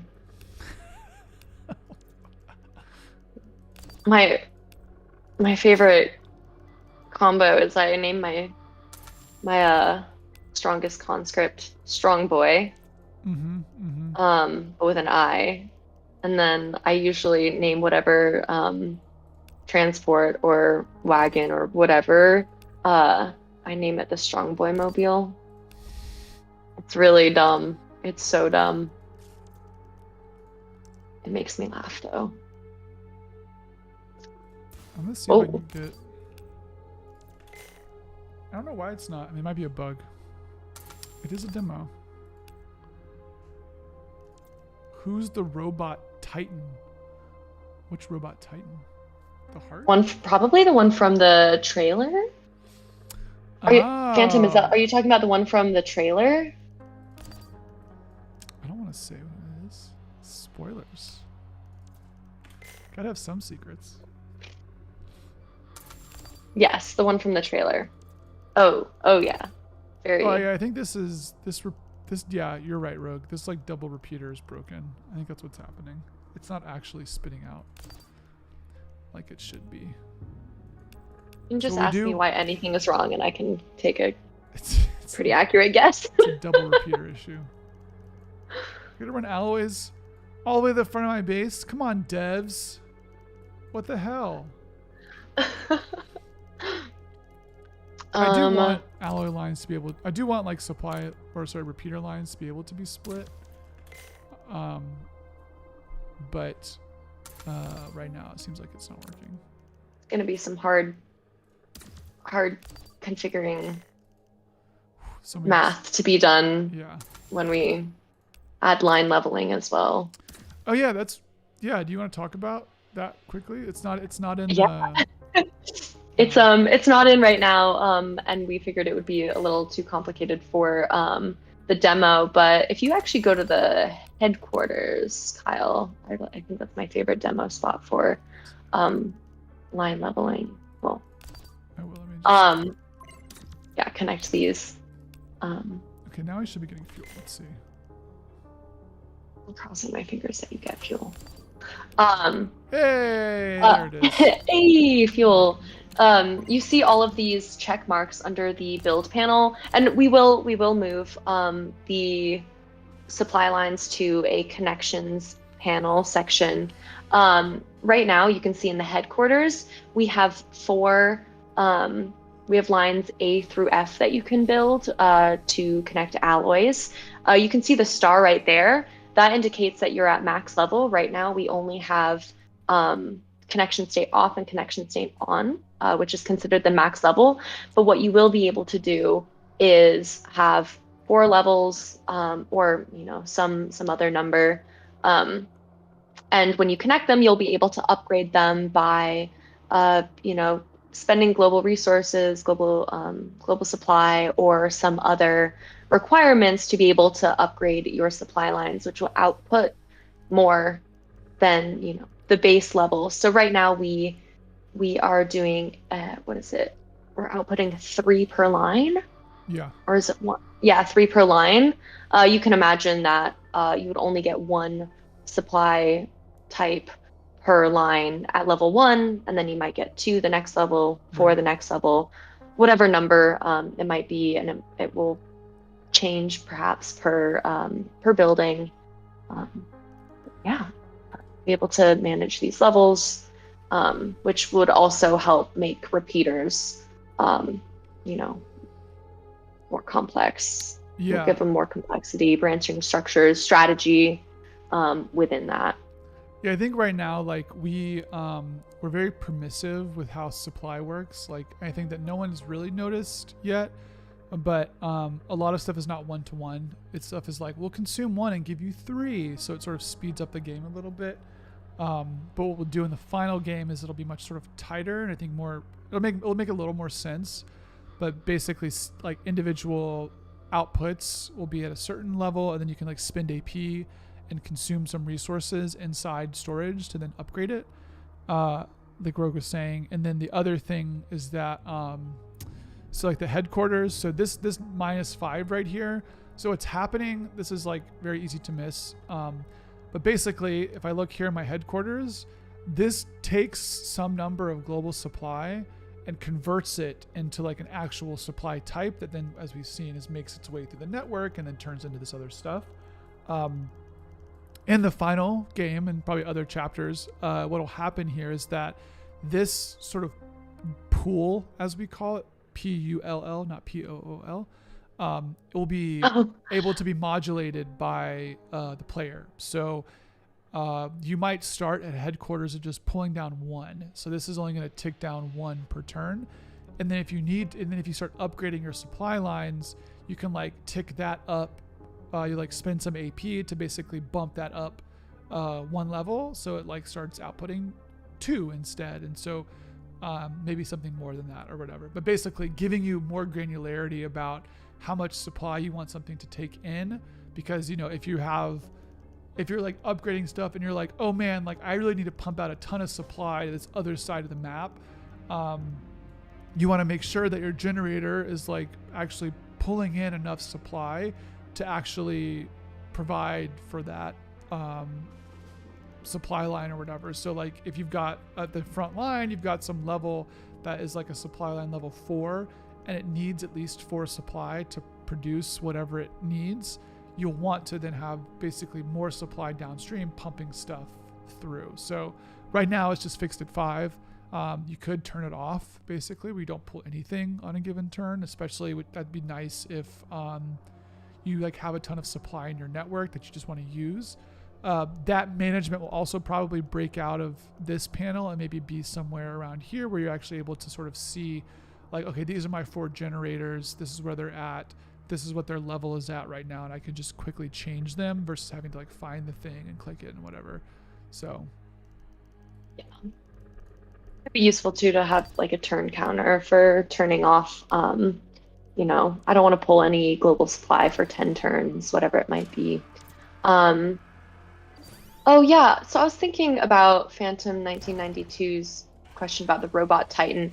I do think it's worth noting that the robot titan, as you say, is a commanding officer, and what you see in the trailer is 3 of the commanding officers, 1 from each faction. And also, do we have a personal favorite faction? Before I get to Paul's question. I think I'm most excited for the machine faction. I think it is going to fit my playing style best. And there's also one mechanic that I'm most excited for, but I don't think I'll say. It's been alluded to in the modding streams. Which mechanic? Adding move to buildings. Oh. To fly them. I don't know if that's gonna happen anymore. I want it to happen. Oh. Yeah, I'm not sure. That's all I want. Anymore. Yeah. But it is, well, at least one unit I think will be able to do it. I think we realized that it was too strong. But there will be at least one unit I think that will be able to do. Well, that will be my mod, and I will somehow make it. Yeah. This will be developer mod. Roving. All right, maybe not, but that will be, I think, one of my favorite mechanics, and maybe I'll just have to go make a map myself later. You're like, with roving bases. Yeah. And I'll just break the game while doing it. Like Mortal Engine style, yeah. Yeah. What's your favorite, Kyle? I love all my children equally. I don't think I have a favorite. I think I really like I do really like Shoal. Just like sort of the weirdness of them is great. They're also very strong. As you can see here, I'm getting worked. I think these octopus. They're really strong. Very strong. Paul Myers asks, is there any verticality in Cantata? I don't. No. There's like at the very end of chapter 1, there is some like verticality. We can sort of fake verticality due to our perspective a bit, but there's no like height bonuses or whatever. Like there's no like, I guess there could be some of that stuff, but we don't actually have terrain heights and stuff. I think that like it doesn't. I mean, it might make a little sense. It's just like from a design perspective, it is like a very hard thing to account for unless we just introduce that. I don't know, Cantata 2, maybe some verticality. Basically, as soon as you introduce verticality to a map, I think it changes the feeling of scale. We're already sort of like being weird, right? Where like these conscripts that are inside this tower transport are like the same size. If there's like a big cliff here that you can go on top of, that becomes sort of strange. So like we have other ways of doing similar things, but there's not specifically like you're really high and you get some big bonus or something.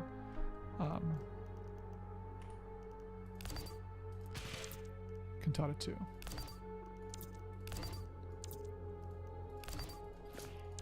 I think this conscript's days are numbered. I think that was stupid. Oh, kill that one. That's the thing. Do I have enough AP? I should have checked.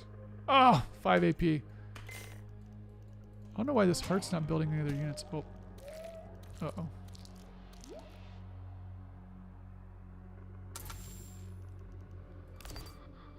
Man, these things are strong. All right, Griffin Cannon out. Okay, so this was like a weird thing. I'm gonna move it into position here. I think. No. I'm just gonna see. It's 3 and then 5. So if it's here. Nope. Here. One more south.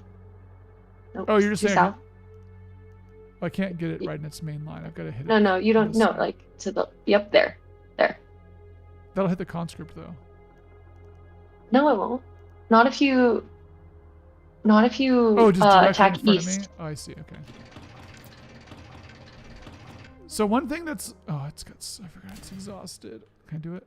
No. Okay, well, next turn. Oh no. One other thing I want to do is so like right now when you mouse over or you mouse behind a unit, it will dim it. We also want to have the sort of same thing with terrain stuff, where if you're mousing behind or on top of terrain, it'll like show you the unit that you're hiding on. Because like right here, it's sort of hard to see what's going on. But if you have the cursor moving around, it'll like sort of dim terrain stuff. So more usability around that for sure. I steered you wrong. You had to be 1 west, but on that current south. Well, it'll still kill this thing, right? No. We won't have enough AP. I think we'll see. No.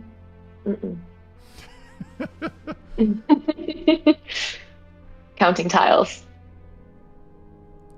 Yeah, counting tiles is not something we ever want you to have to do in Cantata. So I apologize No. for everyone who's had to count tiles. No matter how long they've been playing. Yeah.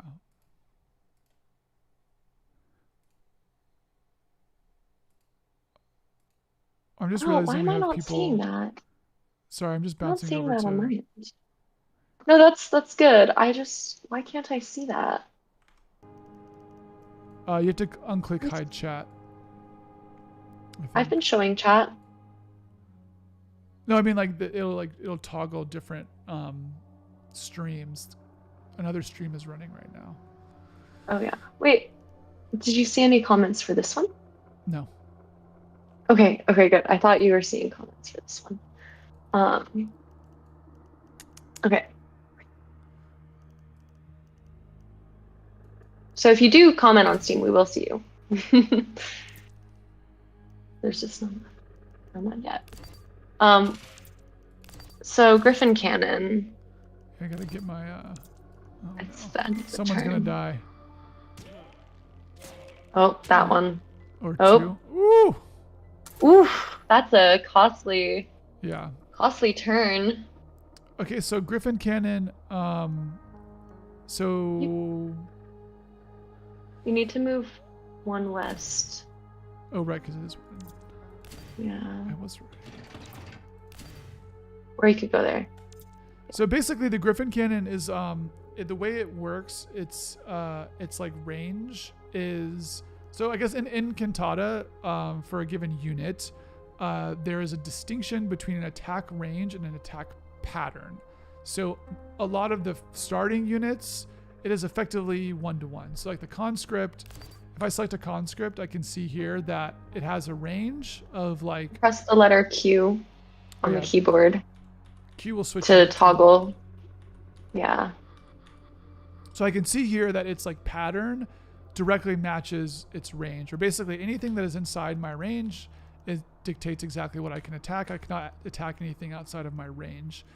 It gets weirder for other units. So like the Griffin Cannon, for example, when I press Q here, I'll see that it's just directly around me.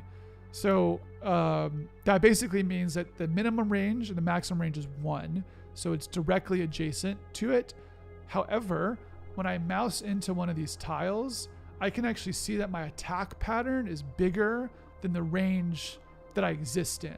So that range specifically is what I can actually attack. And right now it's sort of hard because if you have something that is like in a range outside of here, but you click this unit and try to go mouse onto that unit, the game does not like automatically show you that pattern transposed to like attack that thing. So it can be very confusing. So we want to make that be easier to sort of understand. Whereas right now you kind of have to know, like to click this, I have to press Q, and then I can like see how I can attack something here. Additionally, I'm seeing this now, when you mouse over, so if I click this, I can see by this purple tile, so this pink tile here, that I can attack that unit. And then when I mouse over it, I'm also seeing these crosshairs appear over here. We should just change those colors. What that's basically saying is what that unit can attack.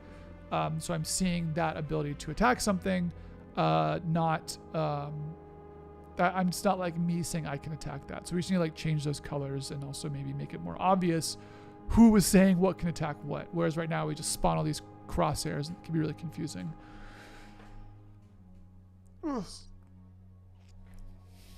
Hair UX. Yeah, UX is hard. I just took a little pot shot at it. Loves the Griffin Cannon. I don't know if I may or may not have been saying Griffith Cannon. I don't think so. Griffin Cannon? Griffith's Cannon? Griffin Cannon? Griffin Cannon. I tend to have a very soft N and G when I speak. Griffin Cannon. And Paul's also thinking of making a shader that adds a dotted white outline to the parts of a unit obscured by the level that is rendered on top of everything. That'd be cool. Yeah, like a little, that'd be cool. Yeah, we have our little outline shader that works now, and we could just make it like not Z-test or something. Maybe. Dimming is nice, but also, yeah, I think being able to actually see the outline would be like that. You kind of want to see the like shape of the cannon behind the tree. So, where should I go? Let's go.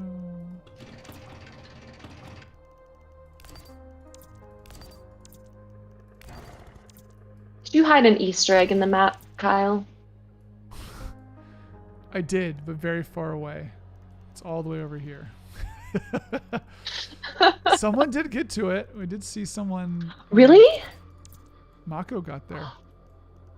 Oh, I didn't see Mako get to the Easter egg. He did. Uh-oh. I don't know what their pronouns are.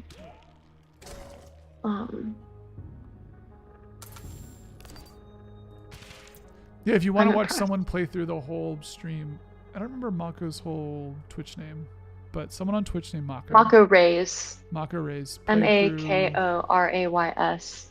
All of Chapter 1. So if you really want to go watch someone play through the whole thing, we're probably going to wrap our stream up here in about 5 minutes or so. Appreciate all the questions. But yeah, if you want to watch someone really go through the whole thing, check that stream out. I think the video is still up. I saw it up the other day. The timestamp, it starts around the 6-ish hour mark of their stream. Yeah. Yeah. Oh, Phantom 1992. Release date? Question mark? Soon, but not super soon. It's not going to be in like 4 years.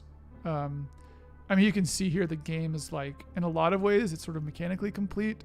It needs to be balanced and tweaked and tuned, but we're not in a state where like nothing is done. So I don't want to say But when we say soon, we do mean soon. It will not be a long time from now. And that's all I really want to say. Yeah. Yeah.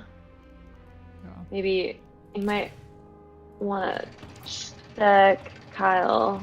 My family returned with a release date in our group text. And I said, really? Gotta tighten up the graphics on level 3. Yeah. That's all that needs to be done. Yeah. Yeah. Uh-oh. Someone else is coming up. Oh no. Oh no. Oh, where is it? Yeah, it knew it was no match for the Griffin cannon. Sweet little cherubin. Take me out.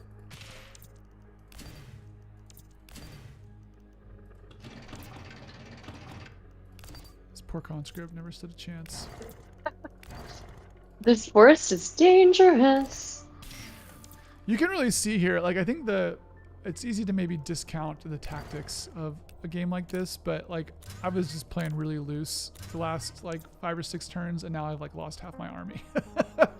So it is tactically interesting, and it does matter what you're doing and how you're moving and where you're like spending your exhausted stuff. And if you just sort of like mess around, you will get into a position where your army gets taken out. So yeah, and the other factions are also beholden to the exhaust system, so keeping that in mind can also help your tactics when you're in a firefight.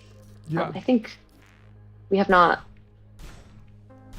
I don't know if the octopus exhausts right now. I don't know. I think octopus does not exhaust right now. Octopus is...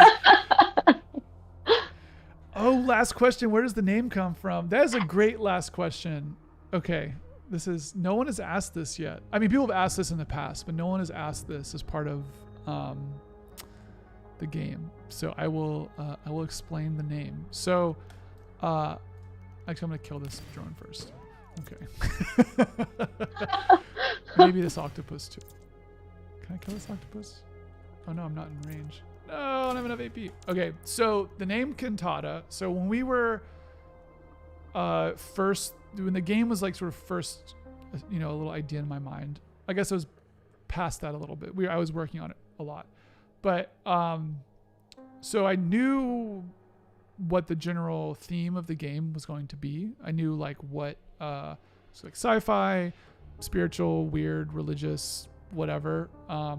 That was going to be a thing forever, but I didn't want to call it like space battle or like laser war or like anything that sort of connotated sci-fi battles. I knew that like at a baseline that would be very very just like not divisive. I'm trying to think of the proper word. It would like put a lot of people off. Where if a game is called like Space Laser War, a certain person immediately chooses to like play that, and other people would choose not to play that based off the name alone. And so I knew I wanted something more abstract.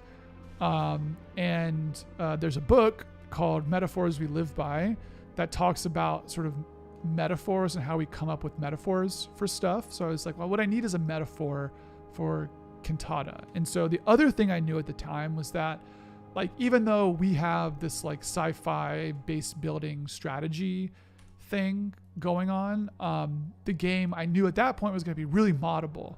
So I knew that even as Cantata, as like the campaign and chapter and story structure is like a sci-fi battle thing, someone's going to make like a World War II mod, and someone's going to make like a Star Wars mod, which is still sci-fi. Someone's gonna make like a fantasy mod, like our mod series was on making a medieval mod. Like people are gonna make stuff with the game that does not fit under the banner of like sci-fi space war or something. And I knew that from the start. So what I was thinking, I was like, well, what is a metaphor for a battle or something? And especially considering that there are like lots of types of battles. There's like a sci-fi battle, and then because of other mods, there's like a medieval battle, and there's like someone making a kart racer or whatever. Like, I don't know what people can do with the modding system. But I was like, I need a word that not only encompasses sort of like what Cantata can be from a sci-fi perspective, but what it can be to encompass all these other possibilities. So I was sort of thinking about like thinking about metaphors, and I was like tossing stuff around, and I was like, what if a battle is like a song or something? But I don't want to call the game like album or whatever. I was like, well, maybe it's not a song, maybe it's like a musical instrument, or I was like, oh, maybe it's like, maybe instead of it being a song, I think it was like some game called War Song, which might have been why I thought of that in the first place. But I was like, well, maybe it's not a song, maybe a battle is like a note, or it's like a voice singing a song. It's like, or maybe it's like a single voice singing. I was like, well, that's interesting. So like, if you have a single voice, if a battle is like a single voice sort of singing something, what is like a collection of voices singing? And that gets really interesting, right? You're like, oh, it's a choir, it's choral, and actually there's a vocal composition style that is called a cantata, which is a collection of effectively different voices singing a song together. So so for cantata, that's what the name comes from, is this idea of like, if every battle is a song that is singing something and they're all singing slightly differently, but everyone's using the same mechanics, everyone's using all the same structure, everyone's using the same composition, and there is a structure to the whole thing, that's a cantata. So that is where the name comes from. It's this sort of collection of possibility singing, and that's where the musical inspired names comes from. And it's sort of abstract enough that it sounds like it can be its own sort of standalone thing, and is like different enough that it feels unique and special without just being like Space War Battle. So yeah, thank you for asking. I think we'll end the stream there. That was beautiful. That's a great place to end it. Yeah. That was beautiful. Thank you. So welcome back. Thank you all for playing. Yeah, thank you everyone for playing the demo. Such a crazy week. And it's so awesome to see the game in people's hands all over the world. Watching people who I don't speak their language play. It's been really, really special. Yeah, I think everyone who's like sending us feedback and stuff, that's been super nice. Keep that stuff coming. Sorry, the feedback button doesn't work right now. It seems like it works until you click bug, and then it doesn't go back to feedback. So some people have just been sending like at the top of their message, they're like, this is feedback, but the feedback button doesn't work. So it's tagged as bug. But yeah, that stuff is great. If you like the game, again, like wishlist it on Steam. That really does help us. It's not just a meme. It puts us up in Steam's rankings so more people can find the game. We have a newsletter. You can sign up for us here. We send out occasional newsletter stuff. I think I want to try to do something where people who sign up get like a high-res version of our key art, which is that big sort of like colorful portrait thing that this part is part of. So I want to like maybe give people an incentive to sign up for that. So if you want something like that, sign up for the newsletter. We send stuff to people semi-occasionally. We'll keep you updated. We are going to be doing more play testing in the future. So being on the newsletter as well as like signing up for the Steam playtest will get you access or potential to be part of that.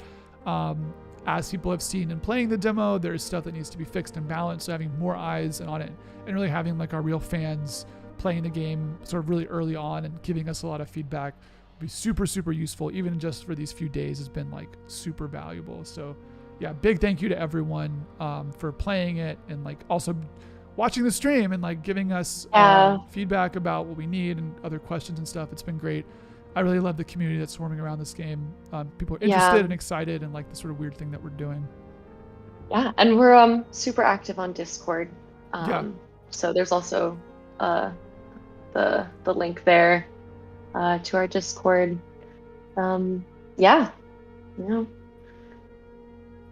a small team, so we're responsive. We're around. Yeah. But yeah, so thank you everyone. We're going to end the stream here, but we really appreciate everyone playing. Again, demo I think will be live through Wednesday, so if you want to play it, get to it. Send us wherever you got. And otherwise, we'll see you on Discord, forums, Twitter, wherever. Yeah, So all of the above. yeah, thank you everyone. So long. Thank you.